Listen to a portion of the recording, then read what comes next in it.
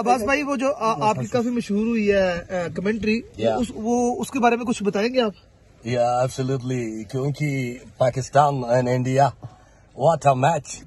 What a tremendously, absolutely brilliant matches. India's Kohli. Oh, what a big man!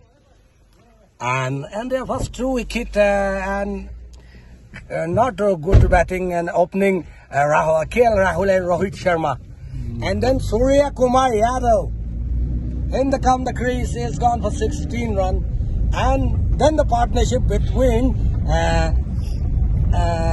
Hardik Pandya and Kohli. थोड़ा मैं हिंदी में भी बोलूंगा। ये 2 दिग्गज प्लेयर अभी क्रीज में मौजूद है। पाकिस्तान के बॉलरों ने भारत की छक्के छोड़ा दिया है, लेकिन भारत की टीम भी कमबैक करना चाहते हैं। तो इस तरीके से ये गेंद शादाब खान की लेग स्टंप से बाहर उसको स्वीप कर दिया, स्क्वायर लेग और मिड विकेट के बीच में से सीमा रेखा पार कर गई। क्या बात है! Oh, beautiful shot. Done that run and whipped away for the boundary line. अच्छा सर, कोई चौधरी शुजात के बारे में कुछ कहना चाहेंगे? भाई अभी तौबा कर चुका है चौधरी के बारे में बोलना, यार क्या करते हैं।